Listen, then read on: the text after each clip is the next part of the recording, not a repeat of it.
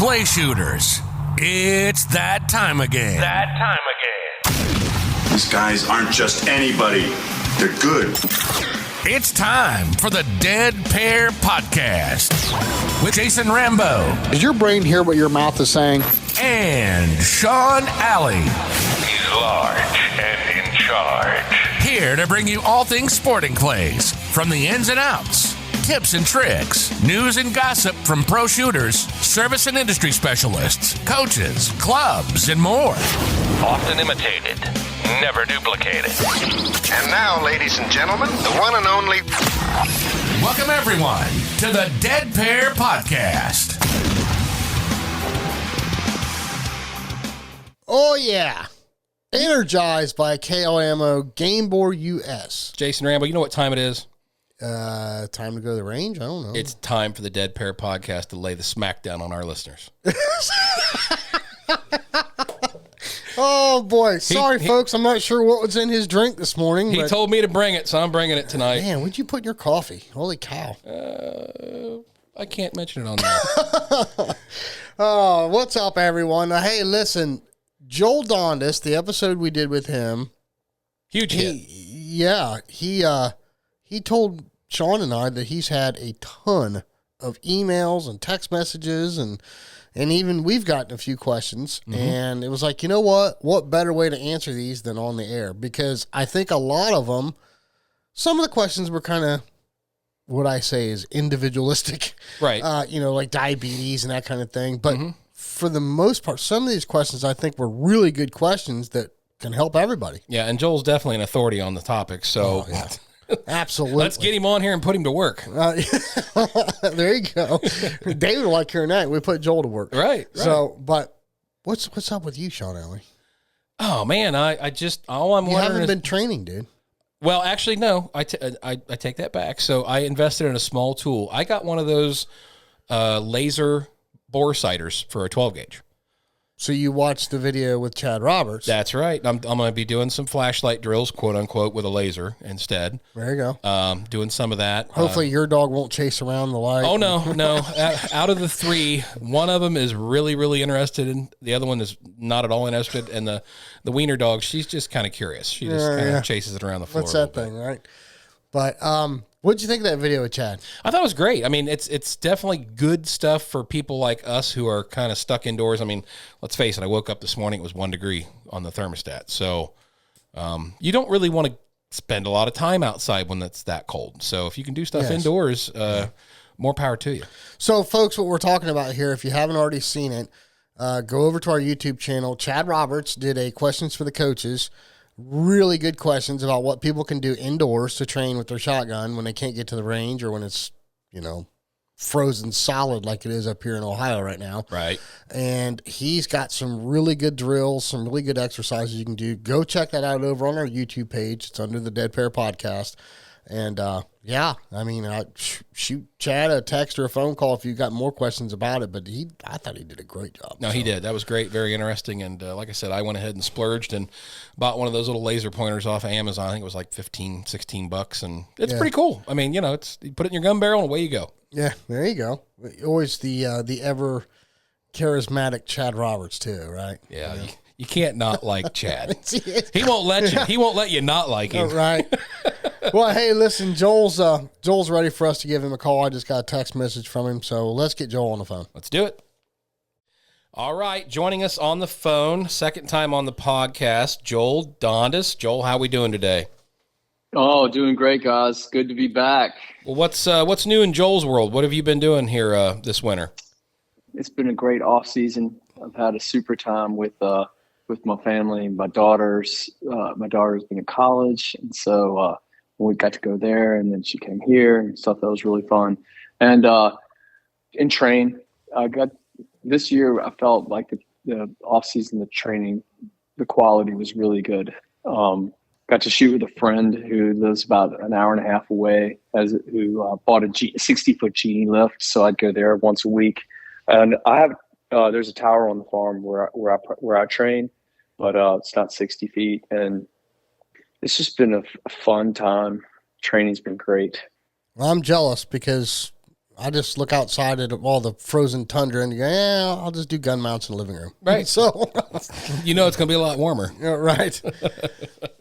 So, Joel, you had a really big response from our last podcast that we did. I was a little surprised. I've received quite a few text messages and then got on the phone with people, and there were all kinds of varying things going on, from dietary issues to just wanting to refine things. But it was surprising to me But what was out there. you did get some really good questions, and we've got some as well. And we thought, what better way to answer these questions than to have you back on the show again for, I guess we'll call it a part 2. Absolutely. And I think there's some really good information here. One of the questions was, how can I satisfy my hunger without overeating? And again, this is all relates to shooting and tournament day. Yeah. Now, you could apply this to anything really, but that question really kind of stood out at the top of the list because of the word satisfy. And so we have two different needs, right? We really have an emotional need. The emotional need probably drives most of what we're after, but then you also have this caloric need of what my body really needs. So the emotional need is kind of like is kind of where the issue really kicks in. I'll be the first to place weight on a comforting victory meal, right? Like if I go out and have a great day, I'm like, let's go celebrate. Right. A trophy steak dinner, a cheeseburger, onion rings. I'm eating those things. You can be rest assured. And those are some of my those are like my favorites. But other meals play to the other end of eating, where I know good and well, like for lunch or breakfast, I should be eating these things. And so when you roll back to that emotional state of satisfaction, the question is, can you make both of them satisfying? Right. And studies have shown, in science, that typically that's not the case. So if they gave people a shake and said, oh, this shake is, it has this peanut butter and fattening and this and this and this in it. And then they gave them another shake and they said, oh, it has this, this, and this in it. And this is really healthy for you. The people who had the healthy shake were hungry faster. And both shakes were the same.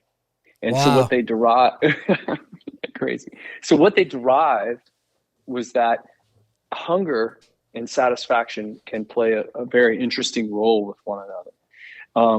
And so I started when I read that and I could roll back to my meals, I can identify with it.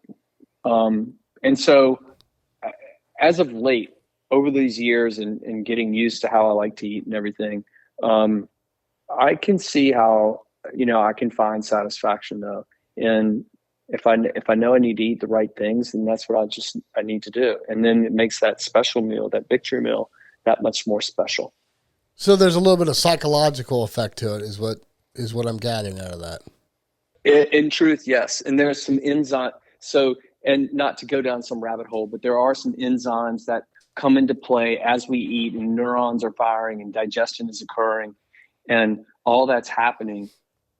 These neurons are sending impulses and desires. And just like if you're having sugar, the gut is saying, hey, I want more. That's not necessarily an emotional response, but there is emotion out there tied to it. Well, Joe, what about like the types of food you eat and how, like for instance, everybody knows you go eat Chinese food and like a half hour later you're hungry again, right? So is it the types of food that you can eat that also dictate how your body feels and how hungry you get and how soon after you eat? Yeah, I was going to get into that a little bit later, but that is definitely the case. And we could just, okay. No, we let's get into it later, actually. Yeah, we can circle back to that. That is a big part. We can circle back to that later. No problem. Well, another big question that I know that you were asked is, am I eating the right amount at the right time? And I'll let you go into a little bit of that. All right. So the way I think about it is that simple awareness of activities and caloric intake are the starting point. And it's kind of like sleep. If we don't get the right amount of sleep to begin with, you're starting at a deficit. Mm-hmm. So I'll sometimes talk to people and they'll be like, oh, I eat a big breakfast and then I only eat for X amount of hours. It's kind of like the worst thing you could possibly do. Because in the intervals, your body creates sugar spike, and it's going after muscle and to break down the muscle and amino acids as fuel. So the last thing if you're wanting to get in shape or you're wanting to be healthy, last thing you want to do is break down the good stuff that you have to kind of feed your system, right? So gaps in eating are an issue. So overeating, if you catch up, causes sugar spike. It's going to make your insulin. It's going to make that glycemic index go up, and it makes you sleepy, etc. So there are a number of different side effects. And muscle depletion, which I spoke of. Then there's the dumping of excess. If you're eating a larger amount at any one given time, your system's only going to use the calories that it needs, and it dumps the rest as fat. So consistency, keeping the body fueled like a car. I mean, that's my favorite. I think my favorite metaphor is, you think of a car. A car, unless it's got a constant drip of gas, it's not going anywhere. Why would your body really be any different, right? And so you're looking to consume about every 3 hours or so. And sometimes, and for me, like during a tournament, I want it to be a little more regular. So I want to take the portion size down, and I'll get into that in a second and why. So I think balance adjusted to activities, never starving. You never starve yourself, which creates shock and deprivation. And so knowing your caloric need. And look, mine changes all the time. Yesterday I lifted weights. So I had 5 eggs and a green banana, and then I worked out. And from working out, your muscles are still looking for food, because the 5 eggs, it's about 5 times 7. That's in the banana. It's less than 500 calories, right? If 2,000 is what you should have in a day, it's less than 500. So I eat that, I work out, and then right after that, I'm having yogurt with protein powder and berries, and I'm going to make sure that there's plenty of a ready fuel source. And then probably in an hour and a half to 2 hours later, I'm gonna have lunch, and that way I've provided enough fuel for the muscles to rebuild. Now, if I do cardio, I'm gonna have a little less protein. And then I'm gonna have probably some avocado or something, a little bit of good fat that's ready fat fuel. That kind of fuel burns longer than carbohydrates, except for green bananas, and then I'll have some yogurt and stuff after. But so I mix it up. So I start the morning with a meal, just like I always say, just like your car has to leave the garage with a little gas in it. And then if I'm working out, I'm mixing it up because I don't want to cannibalize anything. The worst thing you could possibly do is do a kind of just strenuous workout and not eat first.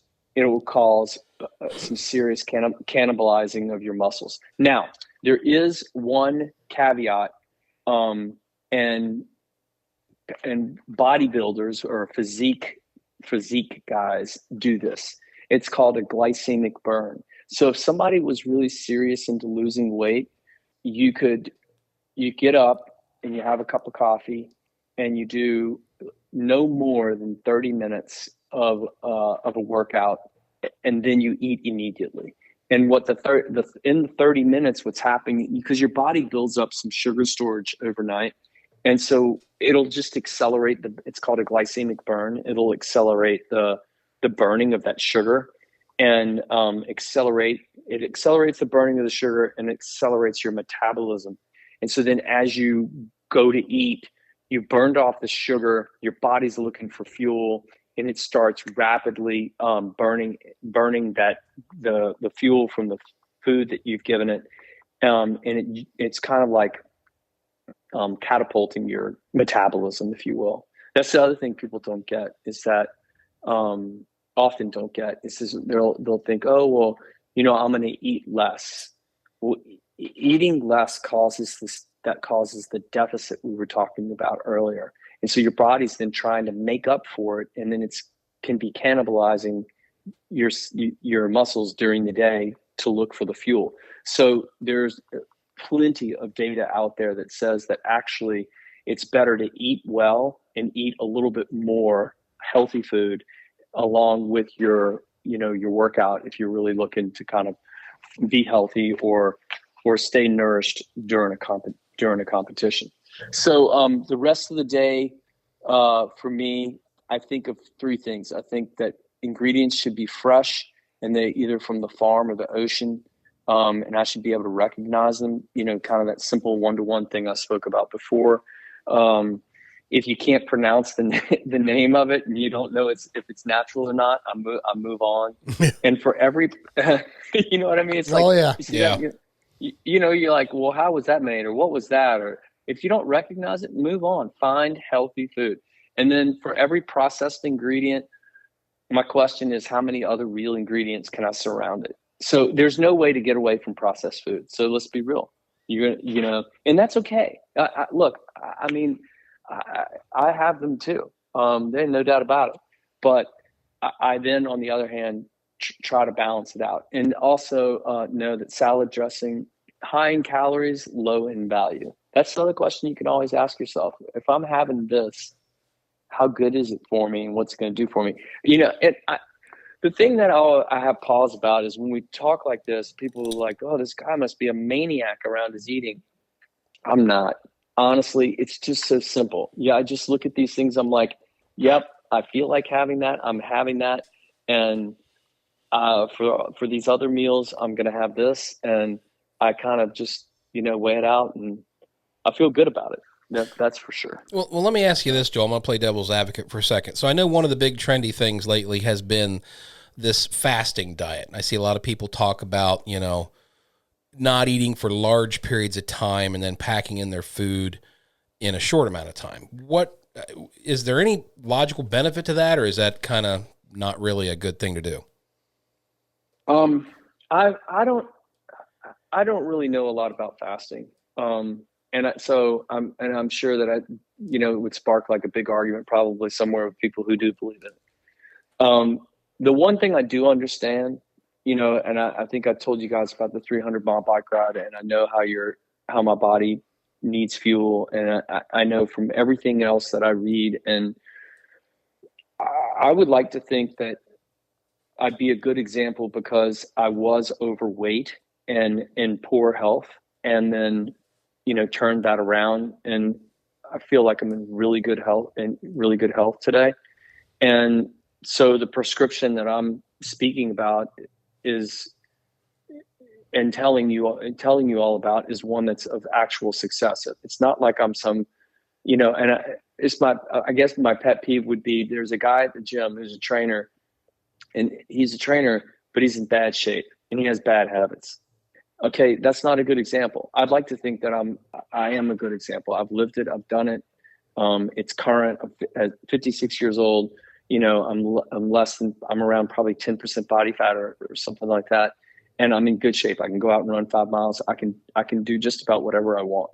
And so I'm really not too sure about the fasting, but everything I know about eating says that's not something that's very healthy for you. And based on scientifically, what I know about how your muscles break down or look for other sources of food. And the last thing that an aging adult wants to do is lose muscle.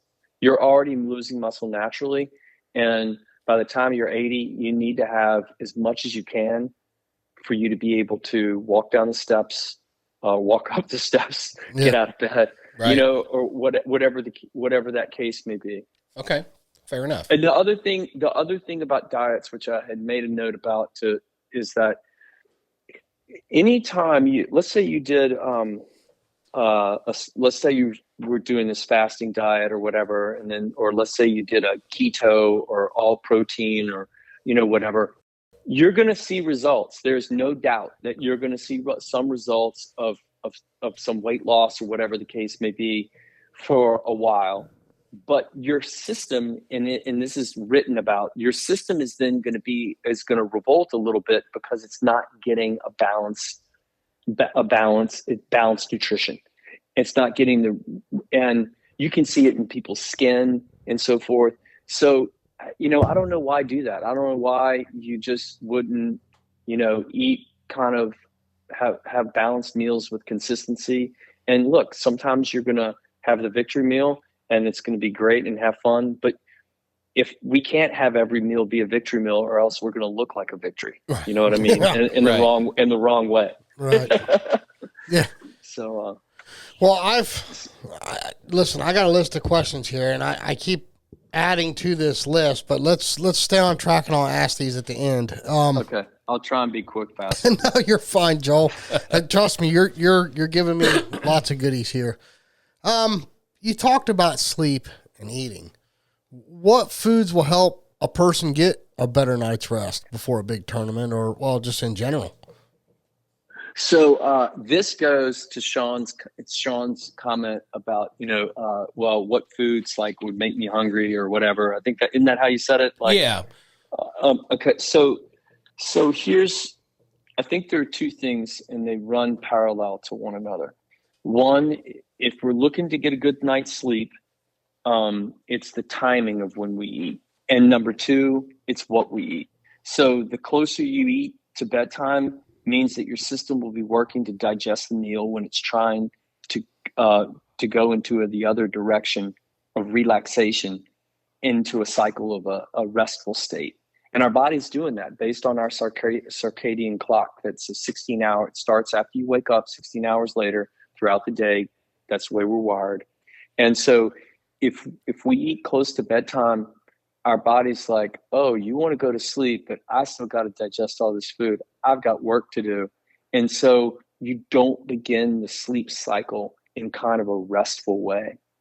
And shooting, I kind of knew it, but shooting really brought me, as I started to think about what makes a better night's sleep, and also how do I wake up and feel good about that sleep, which I spoke about last time. I do a little journaling beforehand, a little gratitude, and kind of get my mind straight. And then also having eaten earlier. Now, when it comes to food, balance is probably the key. If you eat high protein is a brain food, honestly. So like I'll have nuts in the afternoon, a little bit of chocolate. It's good for the brain. But a lot of protein at night, and if you couple that with fat and you have a fattening meal, fat is going to slow down, make the digestion harder, and then the protein is going to also create a lot of work for your system. Carbohydrates, interestingly enough, they are much quicker to absorb for the system. And to Sean's question, that's what would make you hungry fast. You have a high carbohydrate meal, and your body's going to digest that. You're going to get sugar spike, and then you're going to be hungry sooner rather than later. This is the Chinese buffet effect, right? That's what I was kind of pointing. Yeah, but the thing that puts you to sleep at work during the day, like you ate about an hour and a half later, so hands down, if you eat and within an hour and a half you're hungry or you're getting sleepy, that meal created sugar spike and potentially had too much carbohydrate. So the way I think about it is it's got to have balance, and we've been discussing it since the beginning of the call. It's about balance, and but look, I'll be the first. If I buy HOA at a tournament, I'm going to have a steak meal. I'll be suffering after. Yeah, right. I don't care. But you know what I mean? It's like, if we're not going to be maniacal about it, but if you want to know what creates better sleep, balance, eating early, eating like, not within 2 hours of bedtime, more like, 3+. Eat at 6 o'clock, go to bed at 9:30, that kind of thing. Your body's had a chance to digest. Also eating a little on the cleaner side, right? Okay. So not heavy in fats. So just real quick, just before I go on to this next question. So if you were in the morning, you said like you eat 5 eggs and a green banana. Lunch, I mean, just a general idea, what kind of lunch is Joel going to have on an average day? Okay. So today I trained today. I bought a pack of sushi. It had, I don't know, it was a roll that was sliced into 5 or 6 pieces.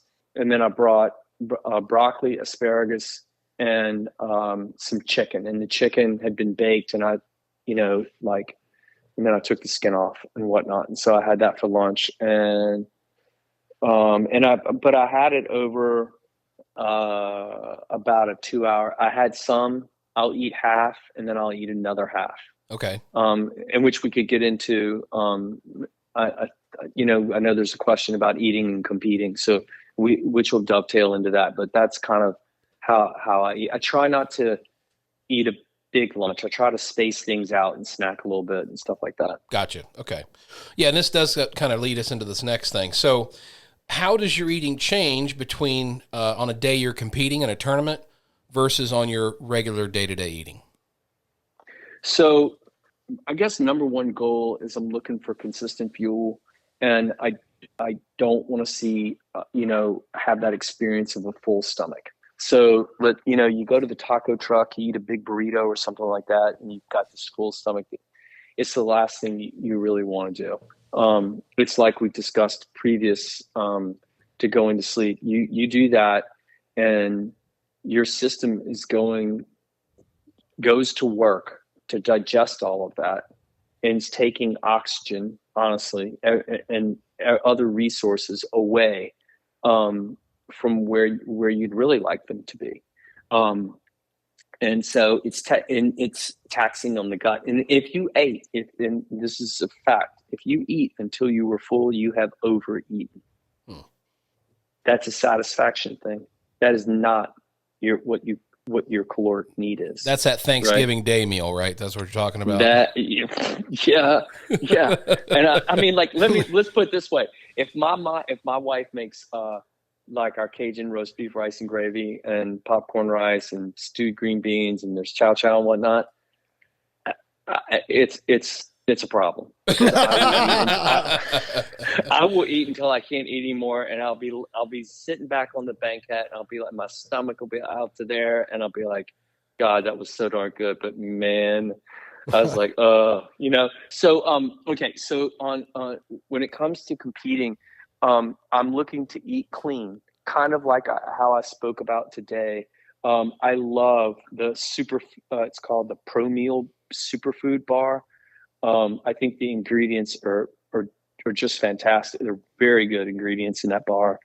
So I'll have an assortment of things. And if I was going to shoot across several events or whatever, I know that there's going to be yogurt with probably some protein or recovery powder in there. You can get stuff called recovery powder, and berries, and yogurt won't go bad over the day, and I don't need to refrigerate it. And then I'll find other easy to digest food, like sushi's really easy for me, and in vegetables, and I'll kind of like put it in a Ziploc bag or whatever, and then I'll just snack on it, and then I'll have a superfood bar, and I'll just kind of eat a piece or two here or there, and just kind of keep some fuel going in my system. That way I never get sugar spike, and I'm not depleted. And broccoli and asparagus and green vegetables of that type are super good because they're called wet carbohydrates, and so they have moisture in them. And so let's say you're out at the Western Regional, and it's already dry, and you're going to be needing to work overtime to hydrate and whatnot. I'm having that kind of stuff. I'm not going to have stuff that's going to be fat or heavy that's going to actually be pulling away from that dehydration. So that's what I think about it. Gotcha. It's pretty simple, to be honest. I know it sounds like a little not like maybe what people are used to, but it's so easy. Well, I mean, it's easy in theory. It's just dealing with your mental, The willpower. And the mental cravings, because some days, I don't want to eat hot wings, but most days I do. Hey, Joel, you were talking about gas in the tank and comparing a lot of things to automobiles. Well, in the performance world, Sean and I are like dump trucks. Right. So, or cement mixers, one or the other. There you go. So hey, listen, that kind of leads into the next question, though, is, somebody wrote in and said, what will it take for me to lose weight and get in shape? That is got to be a common question for you on the nutrition side. I'm going to say the first thing you do is you ask your primary care physician to recommend a nutritionist, or you find one. And I did it, and it was an eye-opening experience. This was when I was, overweight, and I had those health issues. And I'll never forget going to this lady's office, and she had this blob on the desk. And she picks up the blob and she shows me the blob, and it's like this white kind of like, it looked like a cloud, but it was kind of like, it wasn't white, it was off-white. And she said, this is subcutaneous fat. And she said, you see your belly here? And she kind of like pinched my belly and whatnot. I'm like, she's like, that's what's under your skin. And she said, if you're not careful, that kind of stuff is what like can like create problems later on in life, like heart attacks, whatever. And I was like, oh my God, I was like, this is disgusting. I was like, and I was like, this is terrible. And she says, look, it's going to be hard work, but she said, this is how you're going to do it. And it goes back to what I said earlier when you were asking me about fasting. I was like, that's when I developed the regime, and she helped me develop the regime, and to an extent, and that's when I went at it that way. I was like, that's not my destiny. And so I think a nutritionist is a very good way. I think then, much of what we said, hopefully you'll be able to paste I know we're going to write down some notes, and hopefully we'll be able to put it in the show notes, but hopefully people will be able to just think about it simply. And it's about balance. It's about consistency. It's about purity of what you eat. Like every day, I would say my dinner is, I don't want to say a victory meal, but it's I err more to the comforting side. I just don't overeat, right? Mm-hmm. And I like that. That's kind of my game plan, because if I'm working hard during the day, I want to kind of enjoy, and I know that sustenance during the day is really there for pure fuel, and it's got a job to do. At night, I want to enjoy it, but I just don't overeat. I don't make it a big meal. I make it a tasty meal. And so if you want to get in shape, kind of I think that's the best start, is to think in that way. And then also to think about like how much activity you have. You've got to have activity. With shooting, it's been very interesting.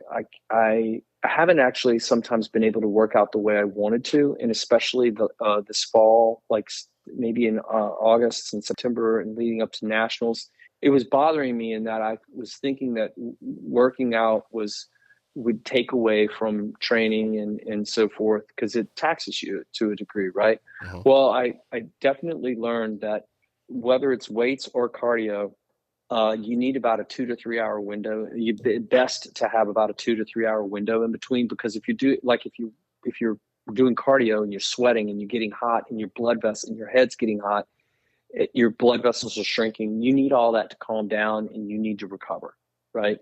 And so little by little, I've been able to find the balance. And then the this off season, I really I was like, it was a goal of mine to find the right balance between how much can I really work out and still be effective when I go to train, and have one not take away from the other. And so I will, to that end, if I used to work out for say an hour, now maybe it's 30 minutes, and maybe it's 30 minutes in the morning, and maybe it's 30 minutes in the afternoon, or maybe it's more of a high intensity, like a HIIT workout, and then maybe it's 30 to 45 minutes. So I will find a way I'm gonna get it in no matter what I'm gonna do, because the working out is critical to energizing the metabolism, and is the more you can energize the metabolism by frequency of eating and by physical activity, the better you're going to feel and burn calories, etc. Gotcha. Okay, next question that was given to us was, I get hungry within an hour of eating. Why? And I think you've already kind of touched on this a little bit, but I'll let you go a little bit deeper into that. Yeah, carbohydrates, high carbohydrate meals, like, pancakes, toast. When you put syrup on pancake, I have my favorite Sunday breakfast is panettone French toast. Panettone is a bread that's kind of this fruit bread that's made in Italy, and my wife makes French toast with it, and it's ungodly delicious. Yes, right? I've had it. It's good that I don't know what that is. Yeah. Oh my! You stay away, Sean. It's like French onion dips and chips in the other spectrum. Okay. Yeah. All right. Or wings, Sean, wings. Okay. I was going to say, just say it's crack for fat boys, and we'll go with that. Okay. Yeah. So, look, high carbohydrate rich meals, especially if you then laden sugar on top of them, it's probably definitely like of the worst things you'd really do before shooting, before competing in a day. At least for me, that is. Sugar for me, it just takes me on it all over the place. The other thing is to keep your emotions in past. We all have habits that were built off of, this is what my family did, this is how I ate as a child, this is what makes me feel good, and all this kind of stuff. But sometimes we got to wake up and realize this is good for me, this is not good for me, and this is what's going to be best for me, and that's like taking a step back and really taking a look at it. I will promise you, my wife was on this call. She'd be like, Joel, what about chips and French onion dip? Because that's like a weakness of mine. I could hose a bag of chips and French in a whole container of chips. No problem. But I know, I just know I can't do it. It's gonna have a bad outcome. So I'll have maybe, a little bowl of chips and dip, and I'll be like, that was really good. Now I can't wait till next time. Well, one of the things I wrote down here, Joel, to ask you about was metabolism. And let's face it,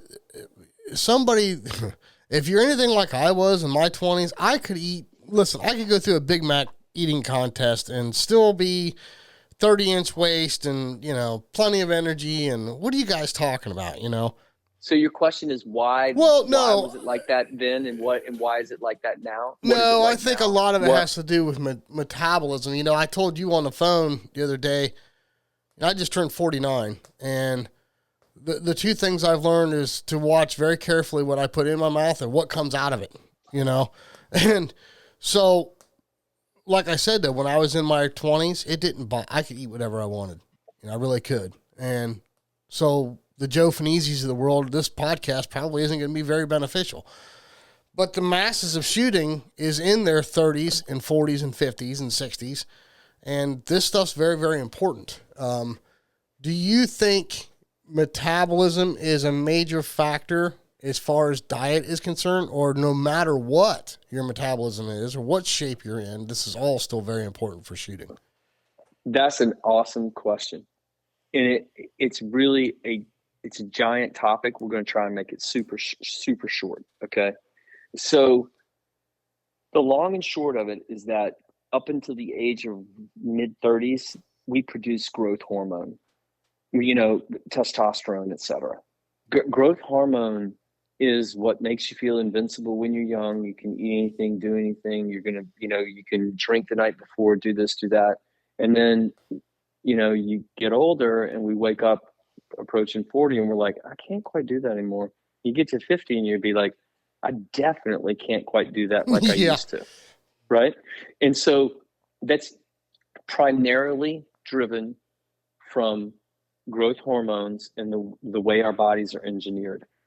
Now, I can tell you that if I don't lift weights for a couple of weeks or whatever, I can start to feel it sluggish, because in the benefit of lifting weights and doing certain like squats and stuff like that is that it causes your muscles to throw off growth hormone, to testosterone, basically.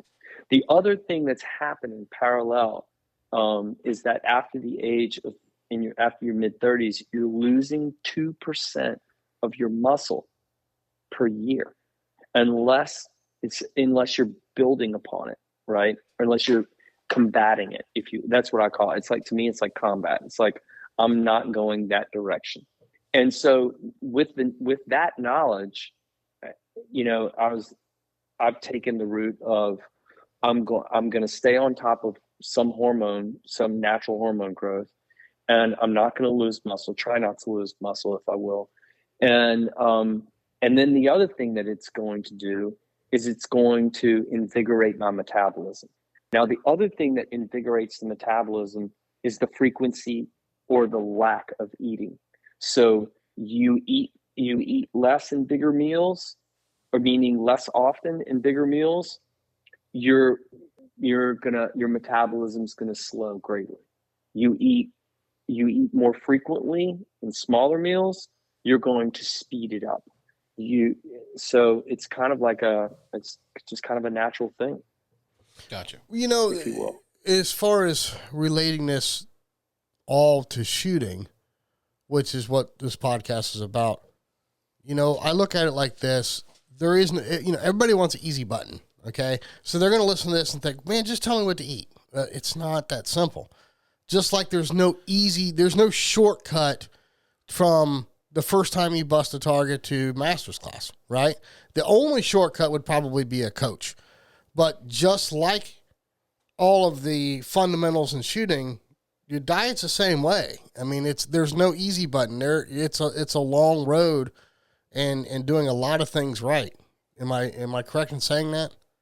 I would say so. And like, if there's a parallel to the balance and consistency of the eating, and especially around when you're competing and training, I think of it as when I watch really good shooters, and the guy I bought my first gun from, I saw this before I really knew anything about. I'd been working at a little bit, but it was time to get a proper gun, and this guy had one. His name was John Terry. He's a very good shooter from Mississippi, and I saw him, and he was so calm and so smooth, and he was the best shot around, and I'm like, that's the way. I saw it, and I was like, that's the way.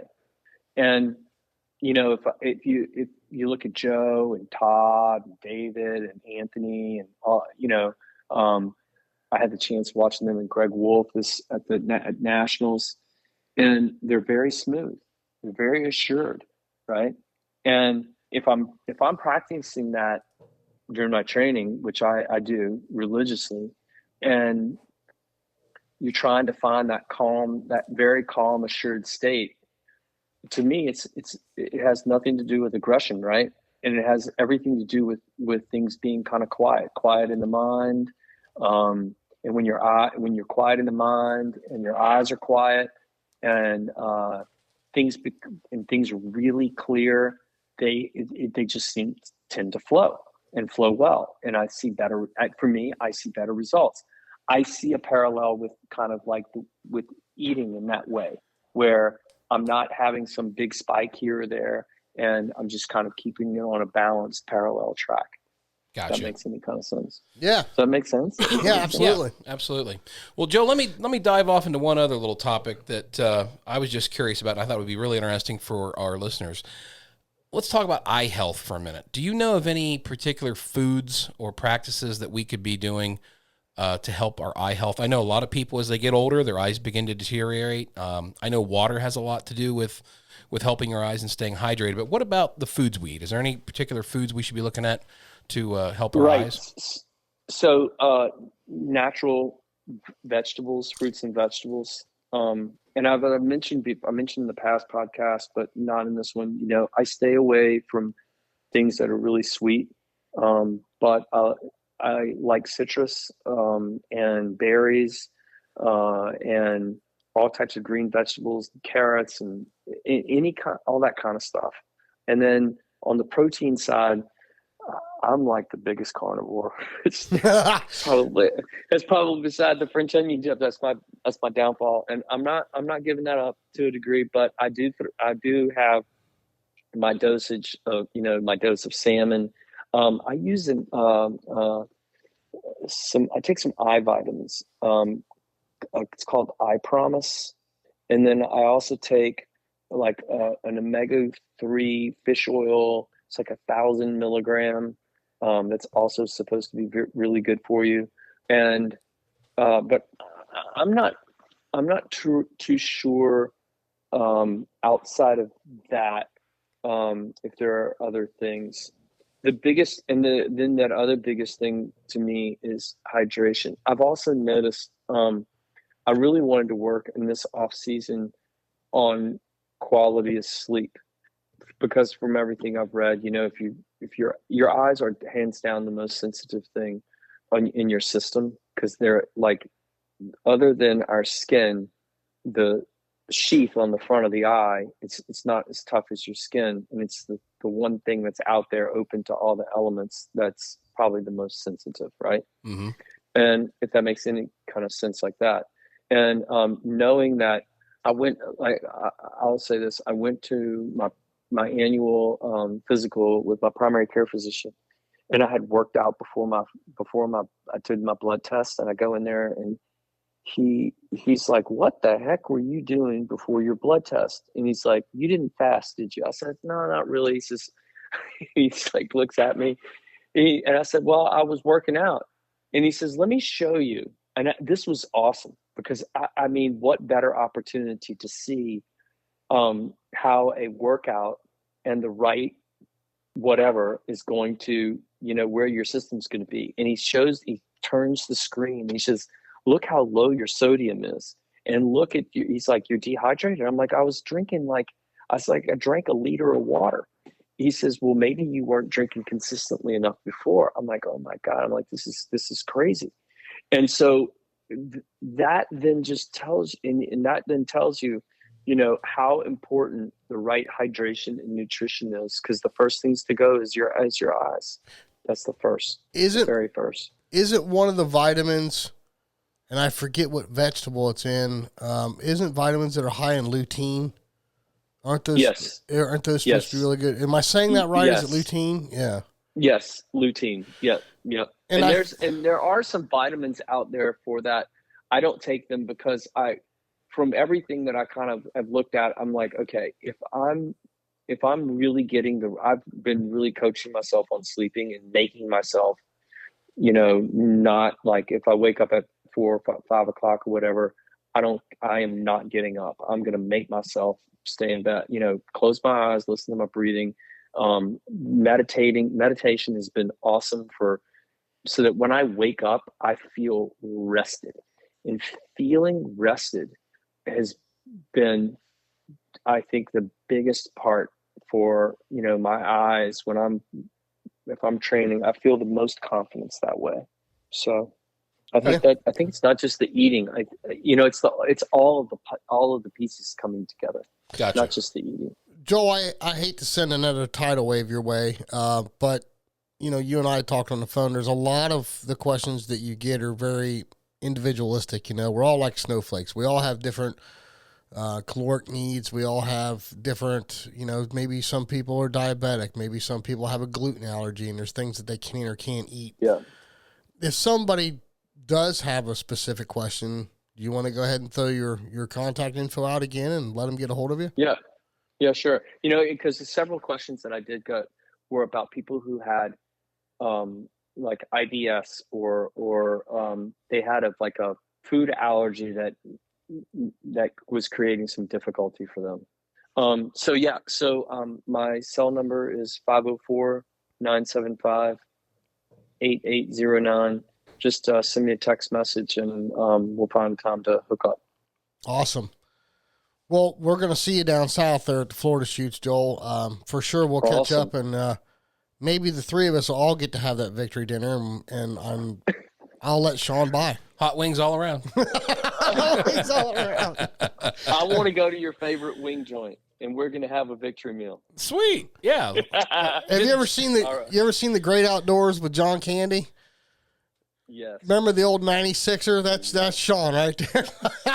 John Candy. Even though I couldn't eat that dang on steak. Oh my goodness. The old Stripes, 96er. baby. Stripes. Well, Joel, right. Thank you very much for coming on and answering these questions. We really appreciate it. Maybe, hey, if we get a bunch of good ones that, apply to everybody, maybe we'll do a round 3. All right, man. Yeah, Joel, great talking to you. Great having you back on the show, and we really appreciate you sharing your knowledge with us. My pleasure. See y'all soon. All right, see you, buddy. Take care. See you. Bye-bye. Joel is a wealth of information. The guy knows his stuff. I'll give him that. Yes. Hey, stay tuned real quick. We're going to hit a quick sponsor segment, and we'll be right back. All right, joining us on the phone for this Negrini segment, we've got John Calandro. Am I saying that right, John? Yes, that is correct. All right, John, if you would, tell us a little bit about yourself and where you hail from so our listeners can kind of figure out who you are. Perfect. Thanks, guys, for having me. I'm from Dallas, Texas. I shoot here at the Dallas Gun Club. I've been shooting since about 2005. I'm a sporting clay shooter as well, and I'm also one of the resident instructors here at the Dallas Gun Club. Nice. Awesome. Well, John, you also have a business there in Dallas, correct? Yes. So I operate Clay Shooter Supply. So you might see us online. We sell a little bit of everything in clay target sports for skeet, trap, and sporting. We sell ammunition, target loads, and hunting loads, and a little bit of everything else. Awesome. Well, with this segment being about Negrini, what was your decision to go with Negrini? What was your decision in choosing their cases? There's a lot to it. I've had about a little bit of every, carrying case for my shotgun. And, I've had the aluminum case with the Negrini cases. I've had the Mara case. I've had some other ones. And really, it's just, I've always come back to Negrini. They're lighter. They're stronger. It's just easier to carry around. I actually own the Negrini compact case. So it's small, it's sleek.